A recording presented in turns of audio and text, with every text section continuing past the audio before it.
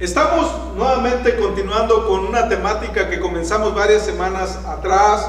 La mayoría de ustedes, si no es que todos, ya conocen que es sobre el libro de Jonás, ese libro que nos ha llevado a entender un poquito más la historia, la vida, y que a pesar de que le llaman el libro de Jonás, no necesariamente tiene que ver con la vida de Jonás, sino está hablando más de Dios, pero a través de la experiencia personal de un profeta que fue llamado para una misión, para un propósito, que no le gustó, que huyó, y en el mar Dios lo acaparó a través de una gran tormenta.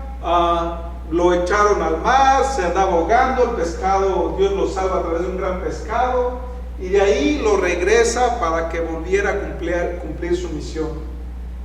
Entonces, ya en esta misión vemos a este profeta en Asiria, específicamente en Nínive, donde sabemos tanto de la historia antigua porque se encontró una de las librerías antiguas más grandes del mundo, y a través de la arqueología la historia nos habla todavía de lo que ha sido este caminar. Entonces, la semana pasada comenzamos específicamente un tema sobre por qué Jonás se enojó con Dios. ¿Por qué después de que algo totalmente irónico que vemos de libro en libro en las escrituras, cómo los profetas, los apóstoles, los mensajeros de Dios predican a las personas el mensaje del arrepentimiento, y de libro en libro vemos la misma historia tan semejante, donde el corazón del ser humano se obsesiona y no entiende. Pero aquí en esta historia ocurre lo contrario. Los ninivitas entendieron, escucharon y se arrepintieron. Y la reacción de este profeta fue la opuesta. En lugar de regocijarse, se enojó con Dios. Entonces, prácticamente una continuación de este tema, más bien dicho, ahora nos vamos a enfocar en otra dirección del problema que suscitó en el corazón de un profeta. El tema del día de hoy se llama el gusano que come tu felicidad. Porque si Dios plasmó una enseñanza hace aproximadamente 28 siglos, y esta enseñanza todavía se sigue predicando hasta nuestros tiempos, es porque tiene un propósito. Es porque a través de la vida de Jonás, Dios continúa todavía hablándonos. Y hoy nos vamos a enfocar en aquellos detalles de la vida donde Dios, y escucharon bien, donde Dios a veces manda un gusanito para que se coma tu felicidad. Así es que lo vamos a desglosar a través de la historia de Jonás, de la vida de Jonás y obviamente de este libro. Así es que en el primer versículo, que es 4:4 de Jonás, empieza diciendo la palabra de Dios: Jehová le respondió, ¿haces bien en enojarte tanto?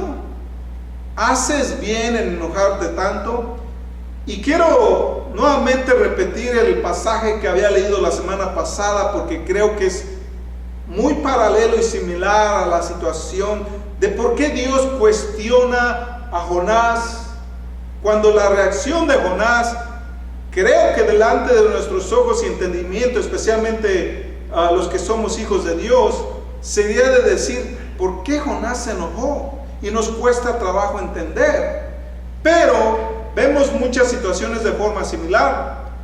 Y estoy hablando de Génesis 4, del 4 al 7, donde tenemos la historia de Caín y Abel, donde ambos van y hacen una ofrenda. Pero Dios ve con desagrado la ofrenda de Caín. Hacemos la conjetura que es porque este muchacho no dio de lo mejor de sus frutos. Por lo tanto, Dios no aceptó tal ofrenda. Entonces, aquí vienen las palabras que Dios da a este muchacho diciéndole: ¿por qué te has enfurecido? Podemos ver cómo aún la misma palabra dice, porque tu semblante ha decaído. O sea, al no ser aceptado por Dios, Caín se enoja. Y lo podemos ver en su rostro. Entonces, si haces lo bueno, no serás enaltecido, pero si no haces lo bueno, el pecado está a la puerta y te seducirá, pero tú debes enseñorearte de él. Regresando al versículo de Jonás, otra versión bíblica dice, ¿tienes tú acaso razón para enojarte? Entonces aquí comenzamos a ver cómo Jonás en su mente estaba disgustado con Dios. Estaba enojado, enfurecido, o como dirían algunos, estaba enchilado. Pero en su corazón de Jonás, él tenía toda la razón. Y quiero hablar de este punto porque para nosotros es indispensable ponernos en los zapatos de Jonás. Es bien fácil poder criticarlo, juzgarlo, decir, ¿cómo es que se enojó? Bueno, ya pasaron 28 siglos, ya nosotros podemos ver lejos del tiempo, la distancia y la persona, el problema de lejos. Es como aquellos problemas que se presentan en la vida y nosotros podemos decirle con lujo de detalle a otra persona, hazle así, así, así, así, y vas a salir de tu problema. Pero cuando nosotros estamos en medio del problema, se nos complica y a veces nos falta el entendimiento. Así es que queremos explorar por qué Jonás se enojó. Queremos explorar cómo se sentía y por qué. Entonces, ¿tenía acaso Jonás derecho de enojarse? ¿Tenía Jonás derecho a enojarse? Y con esto quiero hacer una aplicación más directa a nuestras vidas, a nuestros casos, porque continuamente como hijos de Dios tenemos pláticas espirituales con otros hermanos, hermanas, y pues, ¿qué estás haciendo hoy en día? No, pues estoy sirviendo a Dios. Bueno, y a nuestra definición de servir es venir a la iglesia 2 horas a la semana, o si no estamos sirviendo, no, estoy haciendo la voluntad de Dios. Y con estas palabras que suenan espirituales, nos definimos delante de otros hijos de Dios que estamos haciendo la voluntad de Dios.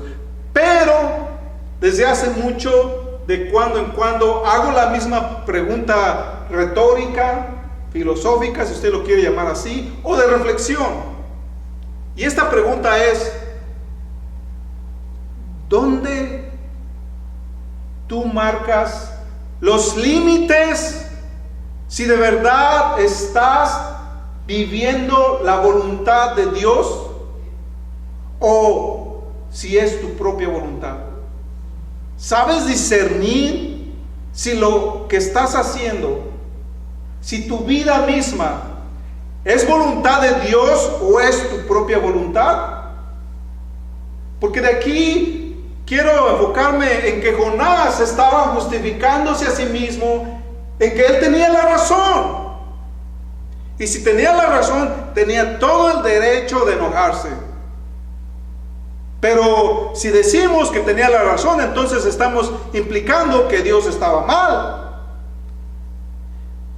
Y ahora para nosotros la aplicación sería, si estamos viviendo la voluntad de Dios, pero las cosas están mal en tu vida, y continuamente andas enchilado, enchilada por alguna razón, no eres feliz, hay escasez de paz en tu corazón cuando te vas a dormir, y continuamente vives con ciertos resentimientos a ciertas personas. Entonces quiero indagar más en estos aspectos porque es importante examinar nuestra forma de vivir y de pensar, incluso nuestra forma de sentir, porque muchas las veces nos autoengañamos, vivimos bajo una alusión de que estamos haciendo lo correcto, pero si nuestros sentimientos nos dictan otras cosas, y aún cuando la gente dice Jorge no, como que no me da buena espina. Y empieza a dar Jorge muchas razones de hablar a la gente, y no son cosas positivas. Entonces es posiblemente que Jorge está haciendo algo mal, y que posiblemente no está cumpliendo con la voluntad de Dios, o lo está haciendo de forma parcial. Entonces aquí vamos a ver problemas que suscitan el corazón de Jonás, pero que definitivamente Jonás está hablándonos a nosotros a través de su vida. Jehová, a través de esta historia, Él tiene la intención de enseñar tanto a Jonás como a la nación de judíos, e incluso también a la iglesia de este tiempo.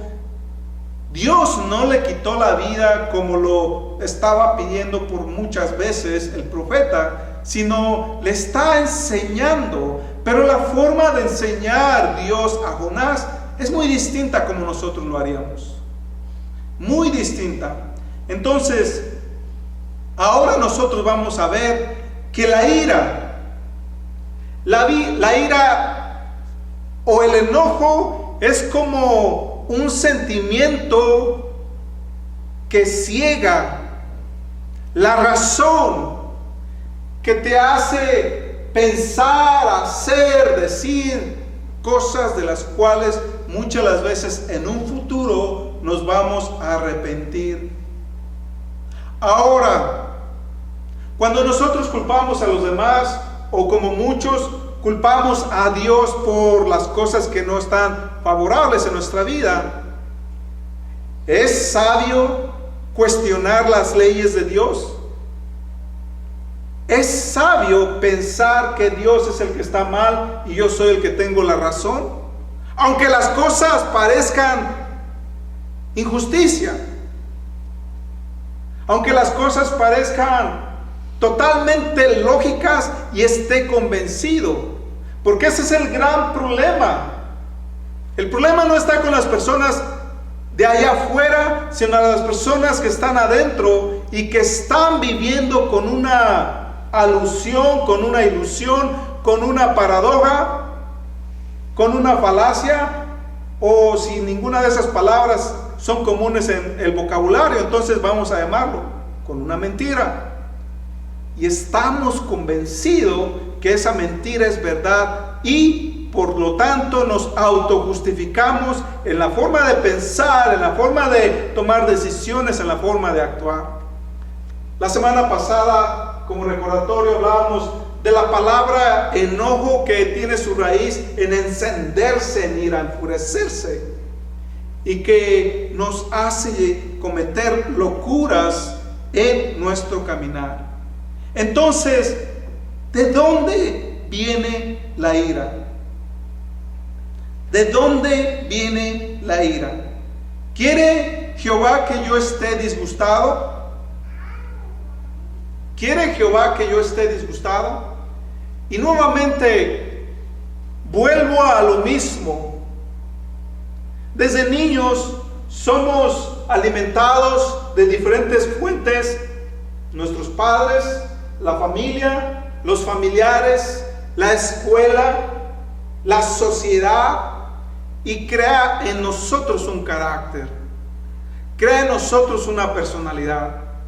Y muchas las veces, aún como hijos de Dios, venimos a la iglesia y ya muchos años después, ya incluso ya el pastor Jorge tiene un rol como pastor, con corbata, bien presentable, zapatos sucios, pero lo demás presentable. Pero en su entendimiento tiene la mejor posición. Incluso, si se dan cuenta, estoy un poquito más arriba que todo el mundo. Más arriba que todo el mundo. Pero saliendo las puertas, la gente todavía dice: ¿saben qué tan explosivo es el pastor Jorge? Y no le lleven la contraria, porque de volada se enciende en ira. Y así otras cuestiones. Muchas de las veces llegamos a la iglesia con dones, talentos. Incluso el Espíritu Santo lo vemos como una paloma dócil. Por un lado tenemos los dones del Espíritu Santo, pero por otro lado tenemos los frutos del Espíritu Santo dados a nosotros. Y el pastor Jorge diciendo: yo hablo en lenguas, yo les profetizo, yo he hecho milagros, sanaciones, he hecho fuera demonios. Pero si mi conducta, mi carácter y personalidad todavía no ha sido refinada, y batallo con depresión, batallo con la ira, batallo con palabras malas, maldiciones, entonces una persona, por muchos dones espirituales que tenga, pero si no tiene un carácter digno de los frutos del Espíritu Santo, entonces todavía hay una vida desequilibrada. Y muchas las veces hice la pregunta: ¿de dónde viene la ira? Hago preguntas para tratar de hacer reflexionar el corazón de nosotros. ¿De dónde viene la ira? La ira viene porque quizás las cosas no están suscitando como es mi voluntad. O quizás las cosas no están llenando mi propia justicia.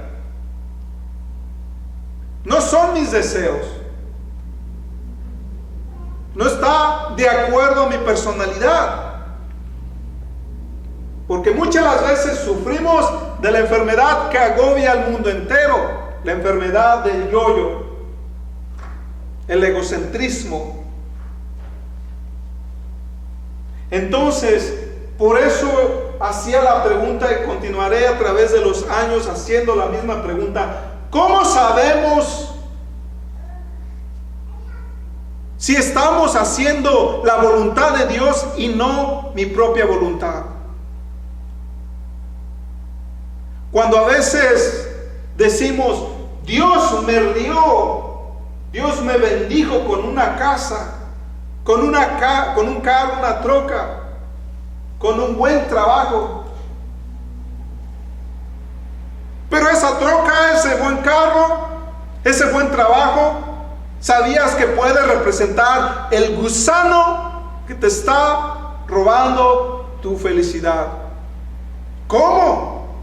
Pues sí, porque un trabajo te puede demandar trabajo extra y te está robando el tiempo preciado con Dios. La casa, ¿cuántas noches te ha quitado el sueño? Porque tienes que pagar biles, pagar la hipoteca y cuántas otras cosas más. Y entonces vamos a ver que la ira viene cuando muchas las veces las cosas no son como tú quieres que sean. Las cosas no son como yo quiero que sean. Y la ira tiene muchas consecuencias. Muchas consecuencias. Otra pregunta que he hecho. Una pregunta que se las hago a ustedes. No quiero escuchar respuestas, pero contéstense a su corazón. ¿Cuántas personas has matado? ¿Cómo? ¿Cómo? ¿Por qué nos hace esa pregunta, pastor? Bueno, porque en las bienaventuranzas, Jesús, Mateo 5:22, cuando dice: oíste que fue dicho a los antiguos, no matarás, mas yo les digo que todo aquel que se enoja con su hermano será culpable en el juicio. Entonces, el enojo es comparado, de acuerdo a Jesucristo, con el propio asesinato.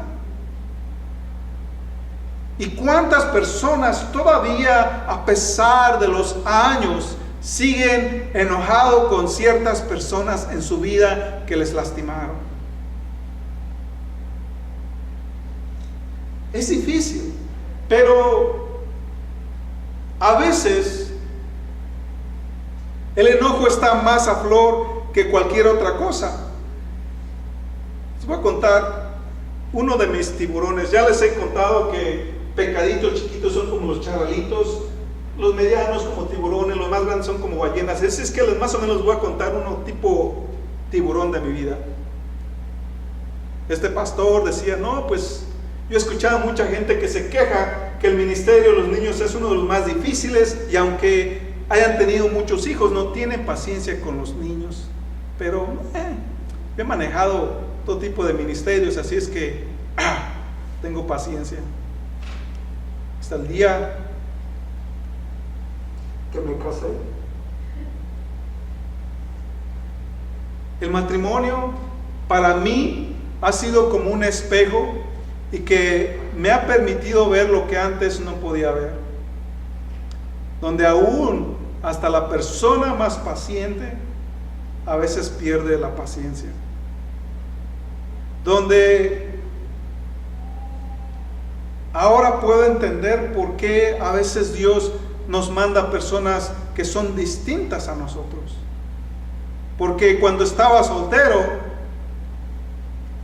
yo sentía que estaba como en la película de La Matriz, o sea, aquella donde les tiran balazos y allí con toda velocidad, que ven las cosas en cámara lenta porque es demasiado rápido.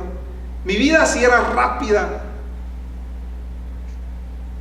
Escuela, 7 clases por semestre, trabajo de 50 a 60 horas por semana, trabajo con los jóvenes o los adultos, arreglando carros, arreglando problemas en la casa, muchas cosas. En un día consideraba que vivía 3 días de personas ordinarias. Entonces, cuando me caso, empecé a ver a mi esposa que ella era como, espérame.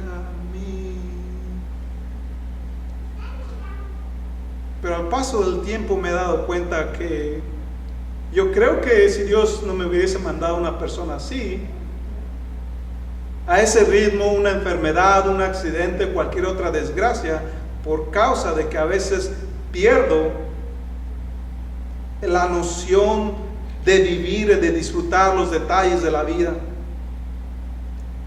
El hecho de manejar siempre rápido para tratar de abarcar más cosas, o el hecho de expandir mis horas de trabajo de 8 horas a 20 horas de trabajo. Entonces, siempre hay una razón, y creo que Dios siempre será más sabio que nosotros.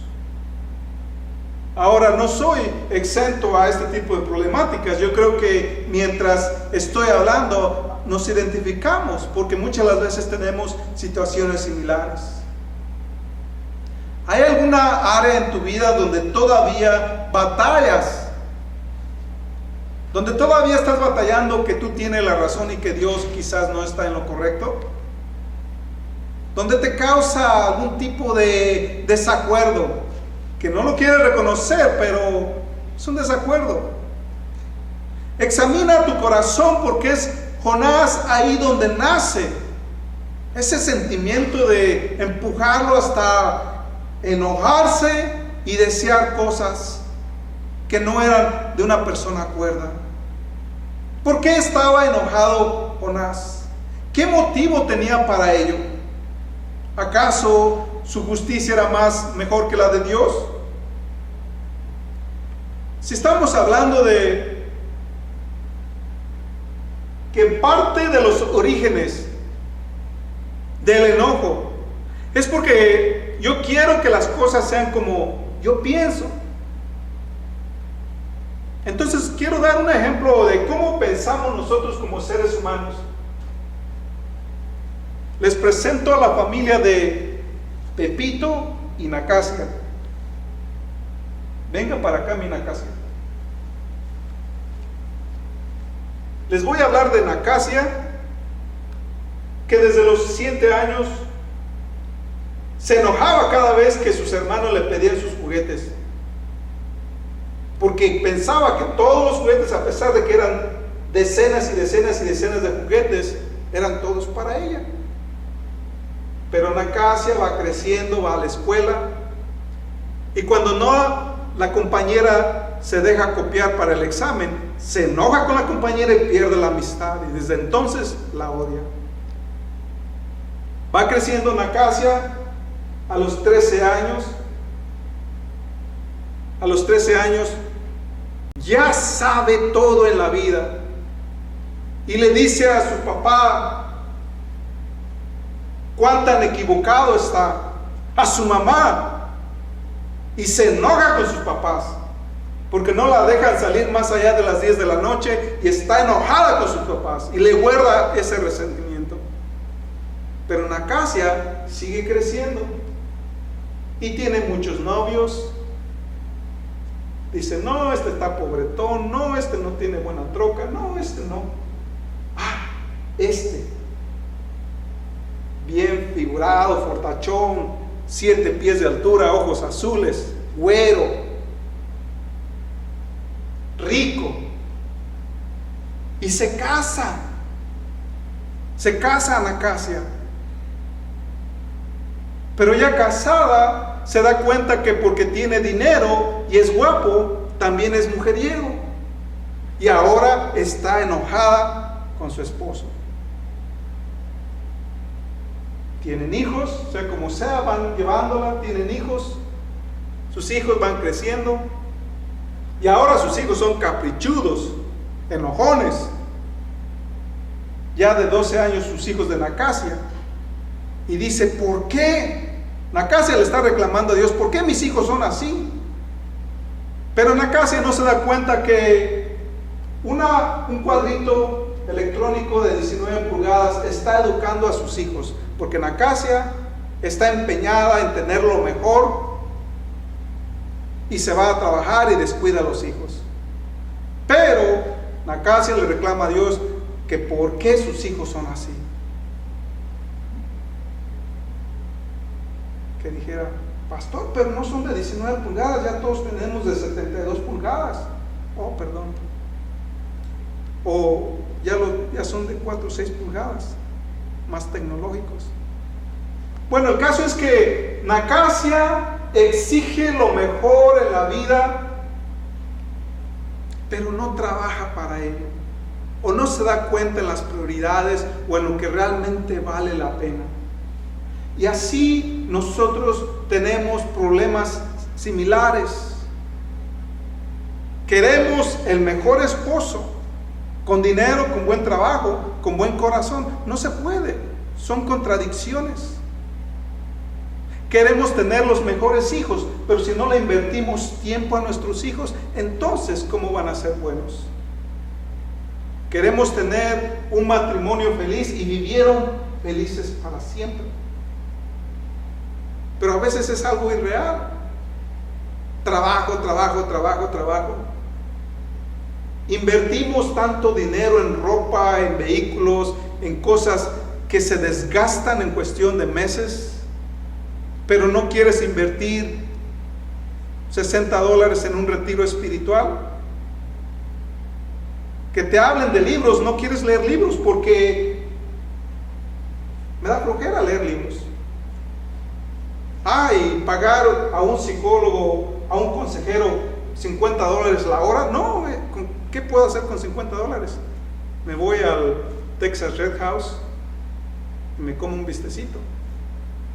Entonces, queremos vivir nuestra vida, queremos hacer nuestra voluntad, queremos hacer nuestra propia justicia, pero muchas las veces no nos lleva a lo mejor y no concuerda con la justicia de Dios. Todo lo bueno tiene algún tipo de sacrificio, y aún la justicia de Dios también va en una dirección en que muchas las veces nosotros mismos no estamos de acuerdo. ¿Alguien dijo amén? En Números 20 del 7 al 12 vemos la historia de una de las personas que desde mi punto de vista son de las más cercanas que han vivido y han estado cerca del corazón de Dios. De hecho, en algún pasaje por ahí dice, y hablaron de cara a cara como hablaría un amigo. Estoy hablando de Moisés. Y sin embargo, en esta historia nos relata cómo Moisés mismo, siendo tan grande y aún delante de nosotros, es uno de los profetas más grandes que ha vivido. A una de las personas que ha estado más cerca de Dios. Pero en esa historia, Moisés, agobiado por la gente, cansado de tanta queja, de tanta contienda, de tantas cosas, Dios le habla a Moisés cuando ellos se quejaron por falta de agua en el desierto, y Dios le dice: habla a esa peña, a esa piedra, a vista de ellos, y ella dará sus aguas. Pero ¿qué es lo que pasa? Que Moisés, enfurecido, agobiado, enchilado por todo lo que estaba viviendo, él no habló a la piedra. Aquí dice en el versículo 11, dice: entonces Moisés alzó su mano y golpeó la peña con su vara 2 veces y salieron muchas aguas. Moisés estaba enojado, y creo que no estaba enojado con Dios. Moisés estaba ya angustiado, ya deprimido, ya frustrado con lidiar con tanta gente. Entonces, cuando Dios le dice: habla a la piedra saldrán muchas aguas, Moisés la golpea con enojo, y a causa de esto no pudo entrar a la tierra prometida, y también junto con los otros casi 2 millones de personas pereció en el desierto. El enojo, tal y como lo dijo Jesucristo, cuando siembras la semilla del enojo en tu corazón, ¿cuál es la diferencia entre desear la muerte de alguien o aún la tuya, o hacerla? Estamos a un borde tan cerca. De hecho, personalmente, lo que he notado en mi ministerio es que cuando las personas no llegamos a vivir, a experimentar la presencia de Dios, la presencia plena de Dios en nuestros corazones, típicamente es porque hay algún tipo de resentimiento, de amargura, de enojo, de ira en nuestro corazón, y no hemos podido perdonar a alguien en nuestros corazones. Quizás no lo hablamos, es más, quizás lo hayamos olvidado, pero está allí en el corazón. Y el Espíritu Santo no puede morar en un corazón lleno de odio, de resentimiento, de ira, de enojo. No puede.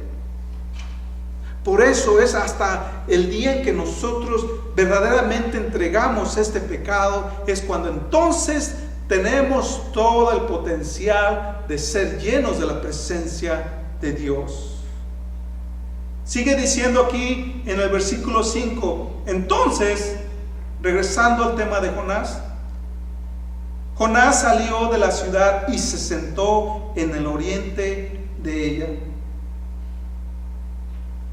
Jonás se sentó, salió después de haber tenido esa gran conversación con Dios, después donde se da cuenta que, bueno, está teniendo un mal rato, a lo mejor mañana o pasado mañana pasará ese enojo, ¿verdad?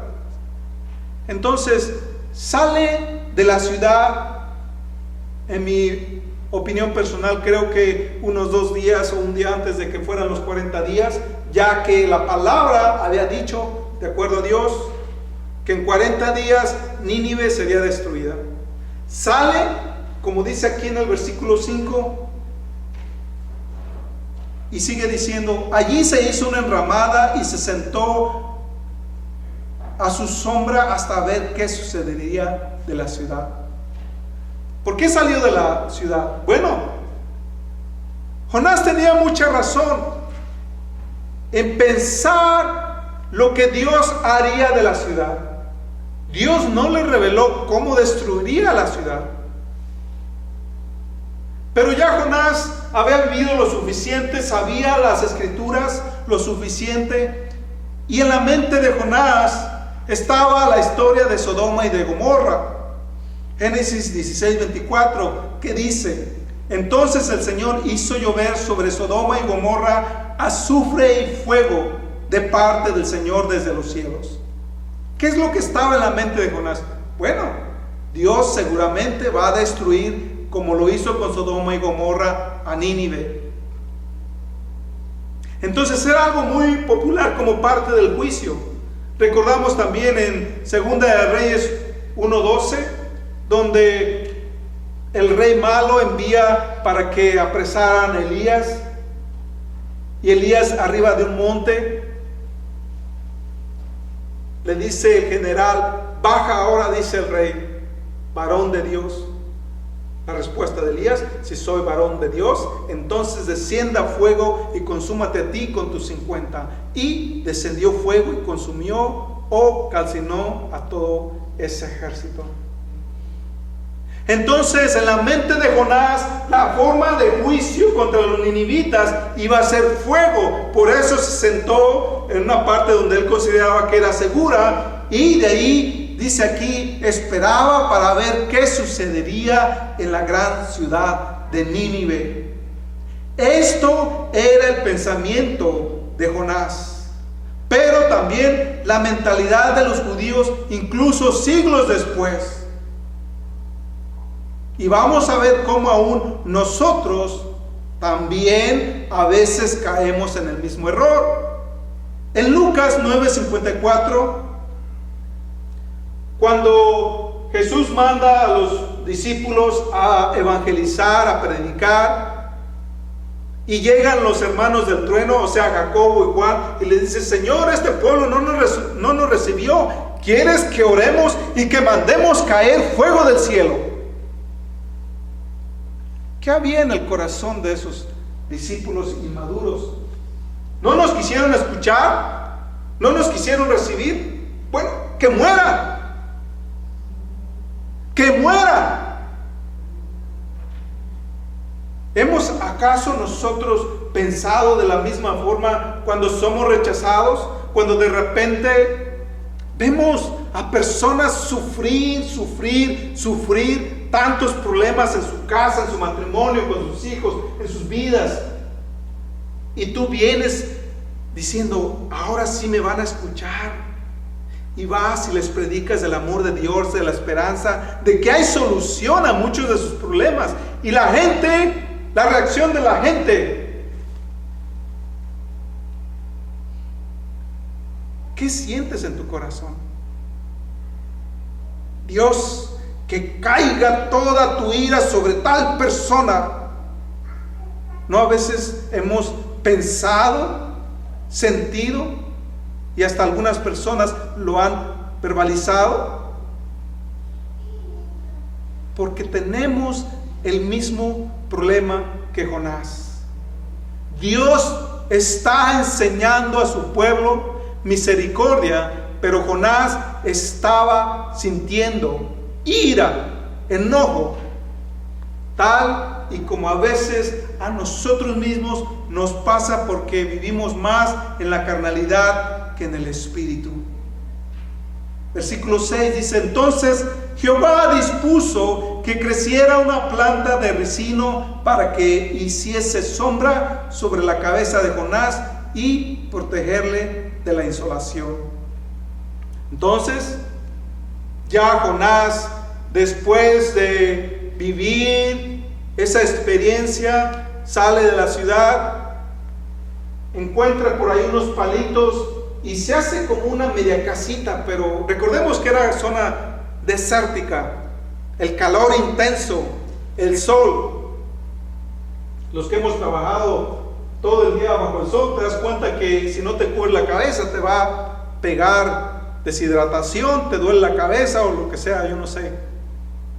Su situación no era cómoda, y se sienta para ver qué acontecería a Nínive, para ver qué pasaría.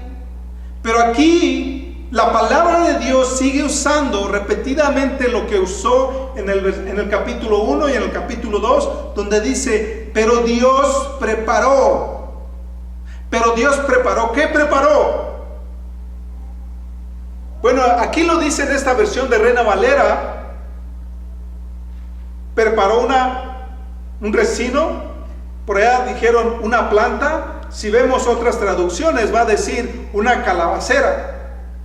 Y algunos han debatido, no, es una calabaza, no, es un pepino, no, es un resino. Bueno, ahora puedo entender un poquito más de plantas.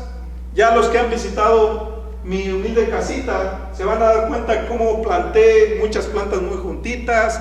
De repente ya estaba sacando las papas y no era tiempo. Dejé que los rábanos se hicieran duros. ¿Por qué? Porque es la primera vez que estoy haciendo cosas así. Pero he aprendido que en las plantas, no todas las plantas se llaman plantas. Cada planta tiene su nombre. Y las plantas se clasifican por familia. Que los perenniales, que los arbustos, que los frutales, y así de categoría en categoría. Entonces, prácticamente lo que en la traducción antigua original está diciendo, y creció una enredadera. Una enredadera, no nos vamos a meter a detalles si fue un pepino, una calabaza, un resino. Fue una enredadera que creció con hojas grandes y le dio sombra a Jonás. Y aquí Dios nos vuelve a demostrar cómo va por encima de la naturaleza y en una noche hace crecer una planta para un propósito específico. Así como si entráramos en detalle, no, fue una ballena la que se tragó a Jonás, pero otros expertos dicen que fue un tiburón. Bueno, si fue tiburón, si fue ballena, o si Dios decidió que un pescado creciera de forma inusual para un propósito específico, para que así Dios cumpliese su voluntad en una situación específica. Y nos hace pensar, si acaso de repente Dios te dio una buena casa, representando a la enredadera, te dio la oportunidad de comprar un buen carro, y todo esto de la noche a la mañana mandó un gusano y te quitó la casa, el carro, el hijo, el trabajo, o cualquier otra cosa o persona que te haya causado satisfacción y felicidad, y de la noche a la mañana eres una persona infeliz, porque Dios mandó un gusanillo que se comiera tu felicidad, porque quizás tu esperanza no estaba centrada correctamente, no estabas viviendo de acuerdo a la voluntad de Dios. Y es precisamente que Dios está enseñando de una forma dinámica, de una forma práctica, de una forma que Jonás iba a entender, cómo lo que a veces he escuchado de personas, oh, Dios me ha bendecido con esta casa, y usamos palabras espirituales, palabras que están en la Biblia, para decir, Dios me ha bendecido. Sí, pero si compraste esa casa en una subdivisión donde estás pagando $10,000 de taxas, una casa donde está más allá de tu presupuesto, y ahora estás obligado a trabajar rotundamente por siempre, trabajo extra, o hasta 2 trabajos, o tiene que trabajar forzosamente la esposa y el esposo, y la educación de nuestros hijos se descuidan. Cuando Dios nos quita esas bendiciones, en realidad no eran bendiciones, en realidad son pruebas que nos ayudan a pensar y a ver nuestros propios caminos. Cuando vemos a través de la vida que muchas las veces nuestra felicidad está arraigada en cosas vanas, Y Dios tanto lo está mostrando con Jonás, como también a nosotros nos está hablando. ¿Cuál es esa enredadera que el gusano te ha comido? ¿Cuál es? Vamos a pensar, y yo creo que todos tenemos algo a lo cual nosotros vamos a relacionar con esto. Y la reacción de Jonás al final de este versículo, que dice: y Jonás se alegró muchísimo por la enredadera. Jonás se alegró muchísimo. Entonces, ya Jorge tiene su buena casa, su buen trabajo, pero esto orilla a Jorge a olvidar a Dios. Hasta el día que Dios decide, ahora sí, Dios dispone una plaga, un gusano, y se come tus sueños, se come tu felicidad. Y todavía nosotros en nuestra necesidad, ¿cuántos de nosotros hemos culpado a Dios? Dios, pero ¿por qué mis hijos son así? ¿Por qué yo? ¿Y no te diste cuenta que por los últimos 15 o 20 años le has dedicado todo tu tiempo a ese trabajo? El sueño americano tiene que ver con el sacrificio de nuestros propios hijos, el sacrificio de toda persona que esté a nuestro alrededor, porque tengo que tener lo mejor en América. Venimos a barrer dólares y me compro la escoba más ancha que vendan en la Menards para barrer los dólares.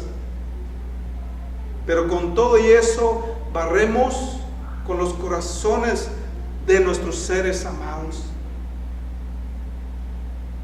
porque son esas calabaceras, esas enredaderas, esos sueños que nos roban el amor y la dirección y el propósito de vivir. Dios te ha mandado a vivir en el lugar donde estás con un propósito. Pero cuando viene la tentación, la prueba, los sueños, los deseos, la felicidad, queremos obsesionarnos a sostener esa felicidad y nos olvidamos de aquel que nos la da. Nos olvidamos de aquel que nos bendice. Y a veces la misma bendición la convertimos en una idolatría. Por eso es lo que Dios nos está enseñando. Y por eso a Jonás ahora viene la lección dura. Versículo 7. Pero Dios dispuso también al amanecer del día siguiente un gusano que atacó la planta de resino y ésta se secó. ¿Qué pensaría Jonás después de ver esto? ¿Por qué habría permitido Dios esto? ¿Por qué me dio un solo día de comodidad? ¿Qué quería enseñarme? El sol incandescente, agotador, caliente. De repente, de la noche a la mañana, viene una sombra y al día siguiente la sombra se va. Entonces, la felicidad de Jonás duró 24 horas y después se esfumó. Cuando entonces la comodidad le es quitada a Jonás, ahora viene su reacción. Cuando entonces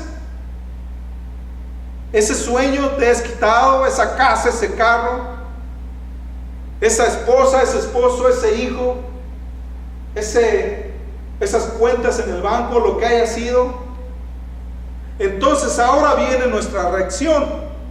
Dice: y aconteció que al salir el sol, Dios dispuso un sofocante viento oriental y el sol hirió la cabeza de Jonás de modo que se desmayaba y anhelaba morirse. Aparte de que Dios nos quita nuestros sueños, Dios nos hace pasar por tribulaciones. deudas, aflicciones, depresiones, lo que haya sido. Creo que nosotros conocemos nuestro propio caminar, nuestras propias historias. Pero después de que Dios mandó un gusano para que se comiera la comodidad, la felicidad de Jonás, ahora está acomodando un medio ambiente para hacerle la vida más de cuadritos. ¿Dices que puedes tú trabajar tanto y que el trabajo te da la felicidad? Bueno, te voy a quitar la salud para que veas lo que se siente vivir sin tu trabajo. Es el gusano. Ahora Dios lo representa con un viento sofocante. El sol, el viento, la temperatura, la incomodidad. Ahora Jonás decía que sentía desmayarse, estaba herido de la cabeza y anhelaba morirse. Anhelaba morirse. Dios estaba poniendo estas pruebas para de verdad sacar lo que estaba dentro del corazón del profeta. Por eso el apóstol Santiago nos dice en 1:20, la ira del hombre no lleva a cabo a la justicia de Dios. El enojo no será dirigido correctamente. Pensemos como pensamos como cristianos. ¿Cuántas veces hemos aborrecido al pecador? Entonces, ¿es correcto enojarse otra vez? ¿Es pecado enojarse? Más bien dicho, ¿es pecado enojarse? El enojo no es pecado en sí, pero la reacción al enojo sí es un pecado. La reacción a enojarse te puede llevar a mucho tipo de cosas, a mucho tipo de atrocidades. Entonces, lo más correcto es que nosotros, si decidimos utilizar el enojo, utilizarlo en contra del pecado y no del pecador. Porque de otra forma, ¿cómo amaremos a nuestro prójimo? Saber que muchas las veces tenemos razón en enojarnos, porque hay injusticia que de verdad es injusticia. Pero aún así, la decisión de cómo vas a actuar basado en este enojo será tuya. Efesios, como ya lo mencionamos, nos dice: airaos, pero no pequéis. O que no se ponga el sol sobre vuestra cabeza cuando te enojes. Si tienes algo contra tu hermano, ve y reconcíliate. Hay otras veces que ni la razón tenemos. Es más, que si pensamos no le vamos a encontrar por qué estoy enojado. Ay, es que mi vieja cuando estaba tirando los huevos en la cazuela se desparramó y no me gustan así. Llegas después de un día de trabajo, 10, 12 horas y no hay nada que comer. ¿Qué estaba haciendo esta vieja?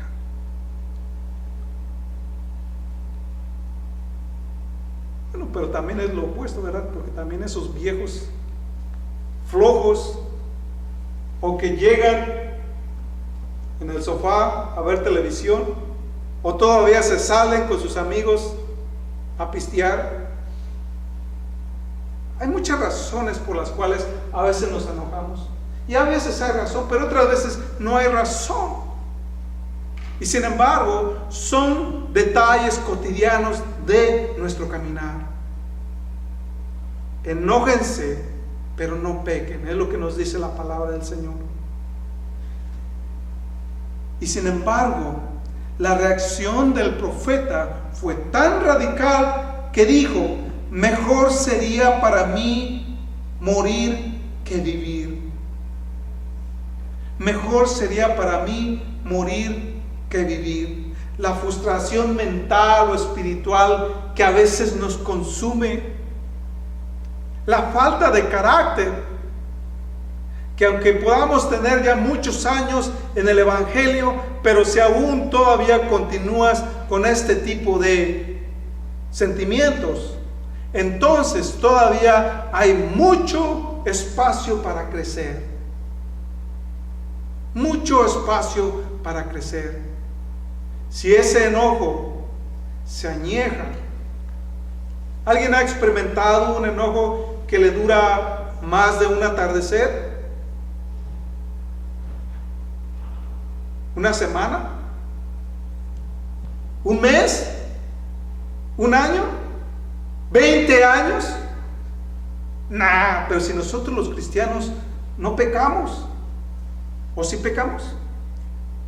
¿Es posible que una persona esté enojada por 30 años? Muchas de las veces sí lo es, y eso es lo que entristece al Espíritu Santo. El enojo es tan serio,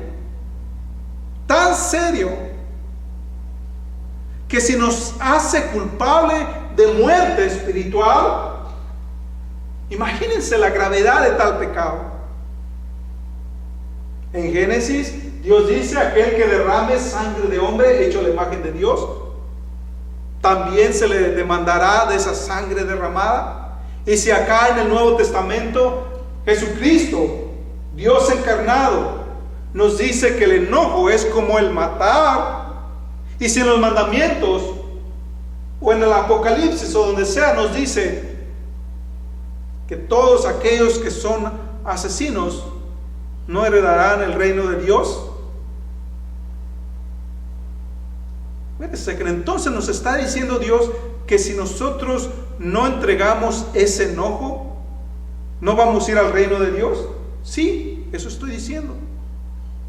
Es un pecado serio. Es un pecado que tarde o temprano debemos esforzarnos entre entregárselo a Dios. Si nos toma 30 años, 30 años.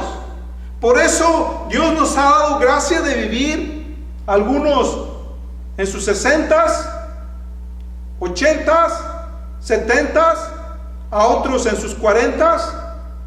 Dios nos da toda una vida para arrepentirnos. Dios nos da toda una jornada que en cada uno de nosotros será corta o más larga dependiendo de nuestro caminar, para buscar la reconciliación con el prójimo y con Dios. Porque el día que respiremos por última vez, esa oportunidad se terminará. Y vendrá el día en que seamos llamados delante de la presencia de Dios. Y si no llegamos a entregar tal pecado o pecados, entonces sabremos que si Jesucristo dijo: ni una jota, ni una tilde pasará hasta que se cumpla, quiere decir que Él demandará cuentas por cada una de